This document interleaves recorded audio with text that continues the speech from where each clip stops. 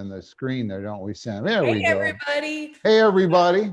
Welcome to you first, ladies first. Okay. Welcome to our happy half hour brought to you by Carolina Retirement Planners. I'm Sam Shukavage, and with me, as always, is my dad, David Shukavage. And we have just about a minute and a half to go until we officially start, but we like to give you guys a chance to get in. There's a little bit of a lag. This is the pregame show, you know? The pregame show. You know, tailgate. We can tailgate, you know? So before the big game begins. Absolutely. How is life down there towards Carolina Beach right now? Oh man, it's hot but beautiful. I am glad that I have air conditioning and that I am inside. Been sitting here looking at my hummingbirds and trying to make the best of it. We need to have a toast to Carrier, you know, Mr. Carrier. Or actually, I got to read the biography of him. He was a great, without him, we'd all still be up north, you know. It's just, he made the South possible. So. Yeah, Oh, it is 4:30, so we are officially starting. Welcome everybody to our happy half hour brought to you by Carolina Retirement Planners. I'm Sam Shukavage, and with me is my dad, David Shukavage. Hey, everyone. Hey, so just want to start off by saying cheers. Cheers. Hey, what are you drinking today? Oh, today I am drinking. So I had told you that my husband, Neil, has started a new position brewing for Waterline Brewery. And they are a really cool brewery, and they are located right under the Cape Fear Memorial Bridge. That's the one that goes up and down, you know. It is a great brewery, great space, a lot of art too, and cool. So you gotta love it when you got a relative who has a degree in fermentation science. It doesn't get better than that, you know.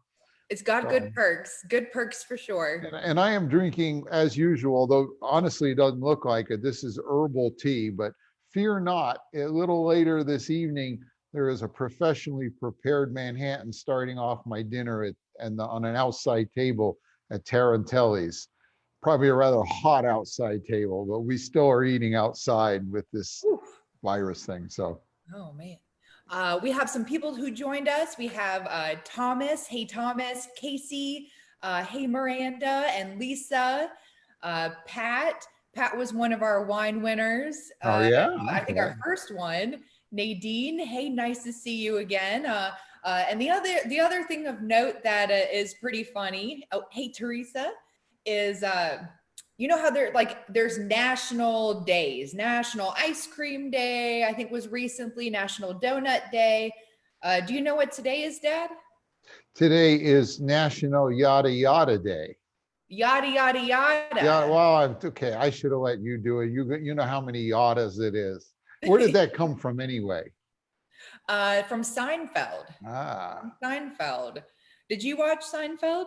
A little bit. I was never really big into Seinfeld. It was actually probably at a time when I didn't watch a lot of TV, you know, but but however, it is an icon in the American film, TV industry. That's for sure. And it's got a whole day kind of named after one of its sayings. So I see we've got Lisa, Miranda, Lanny. Hey, Lanny, how you doing? Jay and is here, and Carter, cheers. Yeah. So, my husband has tuned in. Hey, Neil, and Mary. Mary says hi. You know. Hey, by the way, if you want, remember at the end of every one we have a wine drawing. If you want to get into next week's drawing, there's a real easy way to do it right now. Just send us a message that you're going to share it, and you go down into if you're on Facebook, you go down to where it says share, and you click, and then it'll say watch party. And if you click a watch party, it sends it out to your friends, and if they want to, they can join. But if you tell us you did that, you need to tell us before you do it, because once you go into the watch party, it'll be between you and your friends and not the rest of us. But it's a great way to share this with your friends. And we got a really interesting topic tonight coming up. So hit share and then hit watch party, And that automatically, if you let us know you did, it gets you into the drawing. You don't have to submit a question. Yep. And hey, So- Jacqueline, Stephen, thank you for your time and for joining us. Inga, hey, Inga, thank you for joining us. And Kathy. So yes, we have, because it has become so popular, we have a few different ways you can win. So during the week, you can send us your questions or a topic you'd like to be featured. You can share and start a watch party, or you can just share the event with anybody, refer it to your friends. We work on the honor system. If you share it with a friend and you let us know, we'll enter you in for the drawing. We want to give away wine. Also, to know you're here, you have to type in a comment, because we can't see who's here. The folks we're welcoming are folks that have said they're here, because the privacy, Facebook doesn't show us you're here unless you actually do that. Yeah. So just if you can, I know some people can't, but if you can, type in the comment bar, let us know you're here. Rick, Barb, and Rick Nate. won last. Isn't Rick one of the wine winner last week? Yeah, congratulations. Rick was our wine Rick. winner last week. Yeah. All right. So And we Barb and Dan. God, I got to call them. I've been meaning. I'm going to get all week. They're up there in the mountains where hopefully is it cool in the mountains, Barb and Dan? Is it any cooler there than it is here? So. And Dawn, hello. Nice to see you. But Dad, we've got a lot to cover today. And what is our topic today? Well, we have, as we've been getting the questions throughout the weeks, there have been a few topics that have come up again and again and again. And this is one of them, is annuities. Why should I buy them? Why shouldn't I buy them? Help me understand the good, the bad, and the ugly. So today we're going to take a deep dive, as deep as we can go in the next 25 minutes, and talk about annuities, the different kinds of annuities, and then try to answer some more of your specific questions that you guys have had about annuities throughout this week. And to do that, I am going to go to the... Okay, I'll let you do that. While I'm doing that, you can welcome some more people. Hey, Rick and Pat, Patricia, and Dad, Barb says that no, it's hot up in the mountains too. Okay, well, I guess escaping to the mountains is not necessarily something that's gonna work here. So, the end of July, it's just tough everywhere. Well, you want to close yours down, Sam, so I take the full screen? Hey, Brad, I will go stop my video to give you the screen. Yeah, I was on a Zoom call, with someone the other day, and they said, David, it always seems like everyone is either trying to sell me an annuity or telling me you should never buy an annuity. And what's the truth here? And so we're going to go over some of the details of this. One of the things that's confusing is there's actually 4 major kinds of annuities, in addition to a handful of others that we won't even have time to get into tonight. The first kind of annuity, I know that many of you out there have. It's called an immediate annuity, but it's also known by the name of pension. If you worked for a big company, they saved money for you all those years. They put it in a pension plan, and when you retire, a big insurance company takes that money, puts it in a pot with a lot of other people, and they pay you so much money till you die, or you and your spouse die, and then they keep the rest. And that's a pension. And we're not going to go into that much more here, because it's not the one that everybody's so worried about. But even now, you can buy that kind of pension for yourself. Now, the second kind of annuity is called a fixed annuity, and they've been around forever. And the way a fixed annuity works is this: the company takes your money and they put it into bonds, a big bond portfolio, mostly government bonds, very safe, very regulated, watched, and those bonds produce interest each year. Now, I always say to people, it's really important to understand, when you give money to a company, how are they making money? And here's how a fixed annuity company makes money. They scrape a little bit of that interest off every year as it goes by. And that's what covers their operating expense and their profit. And then they take the rest of that money and they put it back into bonds. And this fixed annuity is much like a CD. You can buy a 3-year, 5-year, 7-year fixed annuity. It pays X%. And at the end of those years, you've got the money. It usually pays a little more than a CD as well. There is, however, a big tax advantage to a fixed annuity. And that is, if I put non-IRA money into a fixed annuity, as it grows, I don't pay taxes. I only pay taxes when it comes out. It doesn't show up on my tax return till later I spend it. You know, if I have a CD earning 2% every year, I got to pay tax on that 2% every year on my tax return. So I can defer the taxes, delay the taxes using an annuity. Now, of course, if it's IRA money, it's always taxed when you take it out, not taxed while it's there. But so it has, for non-IRA money, I can delay the taxes. So that's a fixed annuity. So now, the fixed is nice because you have a predictable amount of interest that you're earning each year, right? Yeah, you know exactly what you're going to have in the future. It's contractually put in there. Okay. The problem is, you know, bonds don't pay that much interest sometimes. Like right now, bond interest is pretty low.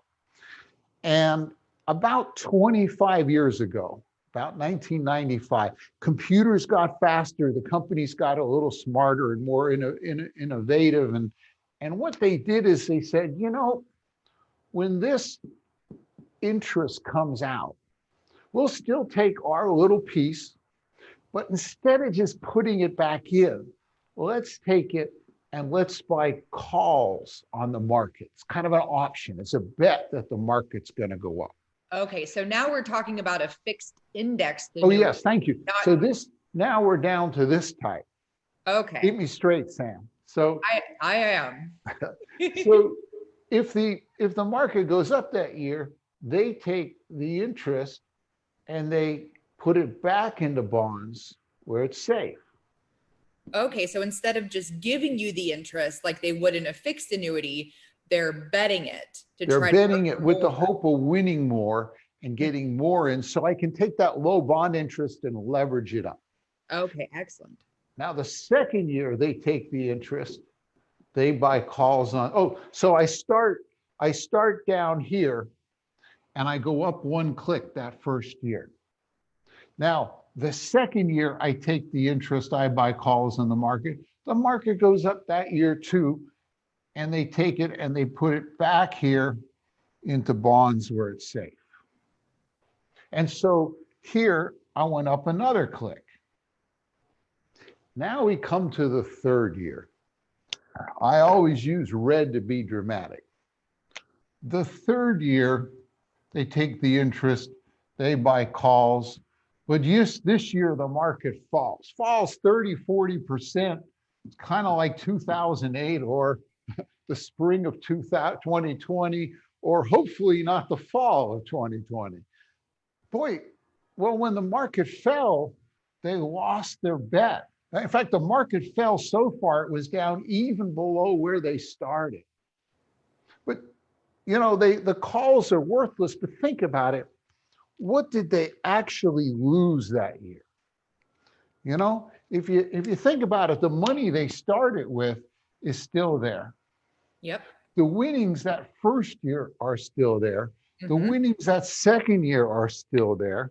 So they just lost the interest that just didn't make any money, didn't lose any money, but didn't make any money. They stayed the same.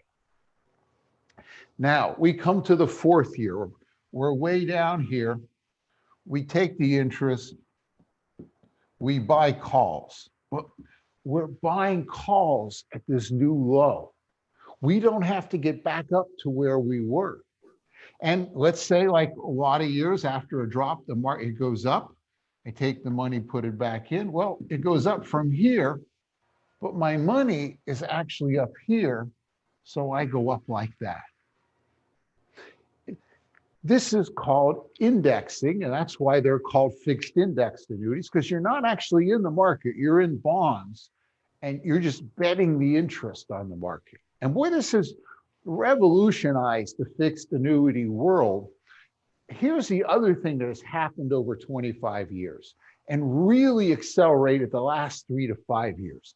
Companies have gotten smarter and smarter at how they do these calls. I mean, there was a time when you could get a X percent, you get the first few percent of the S&P growth or the Dow growth. Then, so you get 1-year calls. Then they went to 2 and 3-year calls. And they got calls where you get a percentage of the growth, but you're not capped on how much you can make. Then they actually created fancy indexes to buy calls on. Indexes that instead of going up and down like the market does here, they tend to go up nice and steady. And as a result, 2 things happen. One is you're more likely to have a predictable amount of growth, and they can buy bigger calls on them because they're predictable, they're not volatile. And so these annuities, these indexed annuities have gotten better and better at returning a reasonable rate of return. These are some of the innovations that have occurred. Now, there is, these are the good things. There is some bad things. I mean, gosh, I got something that goes up, but doesn't go down, can get a rate of return. What am I giving up to get that? And that is, I'm giving up some liquidity because the company's saying, look, you're giving us this money. We're not, oh, by the way, a fixed indexed annuity, if you don't buy an income rider, and income riders, we'll talk about it another time, they don't charge you any fees. There's no fees with this. So they're just counting on having the money for a number of years so they can take a little bit of interest and make up their profit and operating expense. So they say, look, if you quit early, we're going to ding you. We're going to charge you a surrender fee, like a CD, but it's much higher. But every year you can get so much out, typically 10%.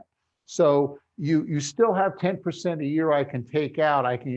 It's a great place to put money if you got long-term income needs in retirement. It's not a place to put money if you're going to buy a boat or a cabin with the money in 2 years. So Absolutely. That's sort of the bad thing. Well, and when people think about the bad as well, would be if you put all of your money into a fixed indexed annuity. That's why you need to have a balance of both we call this the defensive money, and then you have the offensive money in the market. And now, at least a big segment of your money is protected from downside, but still there if you need it. So now there's one other type that I need to talk about. I have it in red because it's not one of my favorites. It's a variable annuity. I couldn't tell. A variable annuity. You're being dramatic over there too. A variable annuity really is and it's done more by brokerage firms than big insurance companies. But what they're doing is they're saying, hey, we're going to put the money, instead of bonds, we're going to put it into the stock market, usually mutual funds. So we'll have the potential to get this growth in the market, but we can also get the losses, but at least the growth I can delay the tax on. Yeah, so Dad, in the fixed index, if the market goes down, your money stays the same and then resets.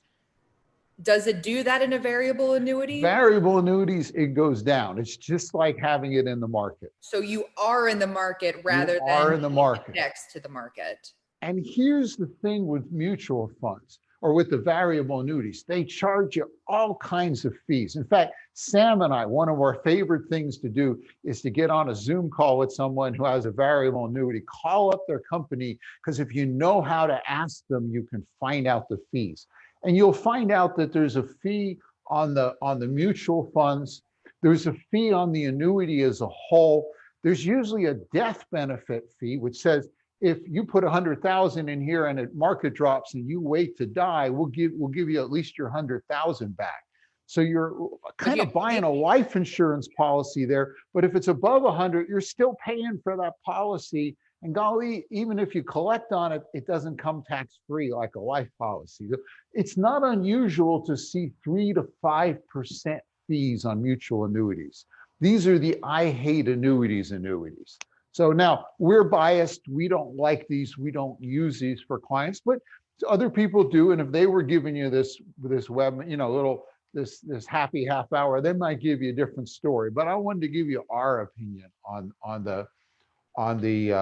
that part. So that's the good and the bad. I now want to go to the ugly, and I've got a little Tim. While he's doing that, I just want to say hey to Brad and Cindy and Paul and Tom and Miranda. We're about to talk about olive oil, and Eric. Thank you all for joining us. To sell fixed annuities and fixed index annuities, all you need is an insurance license. You don't need to go through the full gamut of training. Like Sam and I are investment advisors. We had to go through, get all kinds of licenses to do that. You just got to get an insurance license, which is kind of hard, but not excruciatingly hard like some of the ones. And so a lot of people get their license, and their goal is to sell you an annuity, because if they sell you an annuity, they're going to get money from the company. They're going to get a commission. So their whole purpose in life is to sell annuities. This is the Wilmington Star News. This is from 4 years ago, Sunday, July 31st, 2016. You remember 4 years ago, interest rates, which are starting to come back, they're getting into at least whole numbers, right? We're like zero. They were 0.1%. So here's an ad in the paper. Look at this ad. It says money market 6-month bonus rate 4.98%. A CD, 6-month CD, 4.2%. And they got this ad, and here's the number to call. So what happens is, this little old lady, her name's Olive Oil. She real conservative. She's got $100,000 in a CD, and she bought it a few years ago, and it was earning 4%. And it just came up, and she went down to the bank, and they said, "Oh, when this rolls over, we're going to give you 0.1%." And she's heartbroken. What, 0.1%? And then she sees this in the paper, and she says, "Oh boy, I can get 4.98%." So she calls this number up, and they book her into a office at the land. At this time, they did it at the Landfall Executive Suites. It's a place behind the library at Landfall where you can rent an office literally by the day. And so she goes in and she says, "Man, I got $100,000. I want one of these." And the salesman, and by the way, have you ever gone into a timeshare sales situation? I mean, they are the best salesmen in the world. They know how to go in there and tweak you to do. One of them gets an insurance license and goes in there. She says, "Well, wait a minute, Olive Oil. You got to read the fine print down here. See the fine print? It says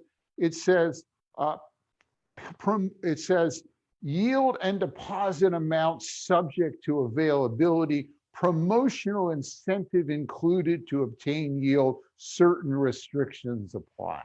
And what these folks do is they'll get and he says, "Look, Olive Oil, all we can do is $5,000 into this 6-month money market or 6-month CD." And what they're doing is they're adding some money to that CD to bring it up to this rate. And basically for $40 or so, they get Olive Oil to come see them and tell them how much money she's got. And they said, "But Olive Oil, it's not a problem because we got these annuities. You can put all the rest of that money in and it'll be really great. And look at all this and tax deferral." And now, that's clearly a bait and switch. And I'll tell you something. I've never mentioned this before that I can recall in a class, but I met about 10 years ago at a conference. I met the very guys that were doing this. And they got a system where every week they put ads in the paper up the coast from Florida on up. And they just travel up the coast week by week, rent places and get people and try to take their money and put it into this. Now, does Olive Oil need an annuity? I don't know. Maybe, maybe not. You got to really look at your income plan and have the balance and all that stuff. But you think they're doing that? And do you think the annuity they're selling, Olive Oil, is the best one or just the one that pays them the biggest commission? And so it isn't that annuities are bad. It's just that there's also a side to this where people are selling them like this, or all those dinner seminars you get. But so that's the ugly part of annuity. So hopefully we gave you a pretty good overview of the good, the bad, and the ugly of how annuities work. So Sam, what else we got? What are we gonna got? What do we have now? All right, so I do have a few questions. I think that we did cover a lot. You were able to cover a lot of ground during this, but I want to run through just a few of the questions that we got over this week as we were, talking about this event. One of the questions from David is, as an investment, how have annuities performed over time? Wouldn't we be better off invested in an ETF like QQQ, SPY, or DIA? Okay, well, that's a good question. And as a whole, well, let's look at some theoretical numbers. Okay, let me see if I can share my screen and bring that up. Okay, what this is an illustration. The dark blue line is the S&P. That's like buying SPY. And this is from 1997 up to 2017, these 20 years. The blue line is a fixed indexed annuity. In this case, it's getting half the growth of the market. Okay, so it's participating in half the growth. And so you see the first couple of years when the market was way up, the annuity only collected half of that. But then in 2001 and 2, when the market fell, the annuity stayed the same. And by that time, the annuity was ahead. And if you keep running the numbers, you see that 20 years later, the annuity is still ahead. But boy, wouldn't you feel really good knowing you had $162,000 here in 2008 versus 93? I mean, twice the market fell below where the amount of money you put in. So some of the newer, it is possible for the annuities to outperform the market, but there's no real guarantees. The key is you're not seeing the losses. And if you remember the three brothers and the two brothers rather, and some of the things we teach in class, there's, when you're retired, especially in taking money out, it's really nice not to lose a lot of money. You don't want to sell while you're down because it's not there to come back up. So, and I think one of the important things to note, one of the important things about this graph is not necessarily this specific index, but the power of you not losing money. That maybe you don't have as much of an upside, but by you not having a downside, that it's going to be very effective.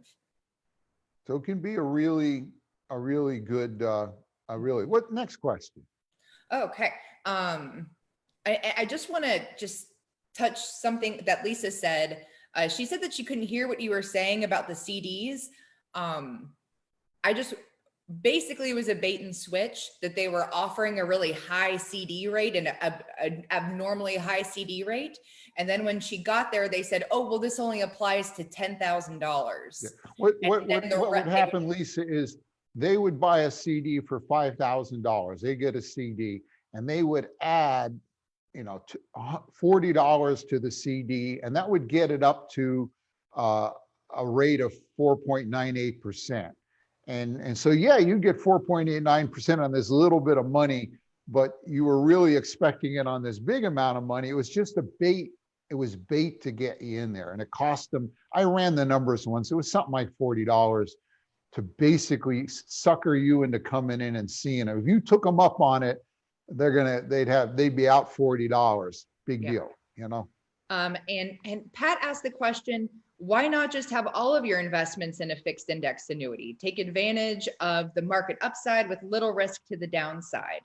And we kind of covered that, is that you have a limited liquidity. And so it's important to have, diversity within your portfolio, tax diversity, liquidity diversity, ways that things can grow. So if we were to put everything in there, then you wouldn't be able to have access to everything if you were to need it. Yeah, so it's part of the planning. It's part of what we do when we build an income plan and a retirement plan. we figure out people that are more conservative might have more annuities, people that are more aggressive and like the market will have more, but it's you kind of tune it, but you want to be sure you have money if you need it and money to take advantage of things that may happen in the market. So, okay, what else? Well, I think this is a really good question from Mark is, what is the best company to buy from? That's a good question. You know, you would think actually, that before you answer this, may I cut in a little bit? As I was watching you do the board behind you, I just want to point out that different companies can offer different ways to grow your money. They have different indexes that they'll let you index to. Just because it's a fixed index annuity doesn't mean that they're all going to have the same options or they're all going to grow the same. And so that's one of the ways that we select where we might help somebody purchase one. And I'm sorry, I'll let you go. okay, and new companies come up with new products, more companies are entering it.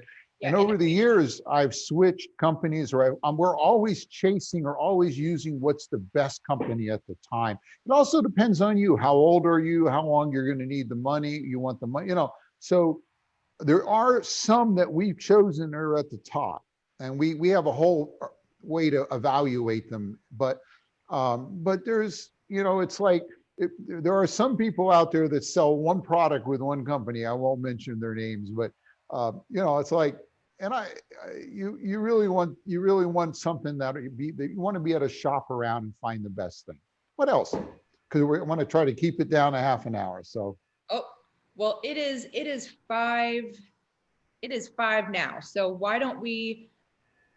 I think that maybe we should stop it here and do our drawing. I think so too. Okay. We will do follow-up shows on annuities. There's the whole world of income writers and long-term care writers. And we did get some questions about that too. Yeah, and boy, it's like, we'll get to it.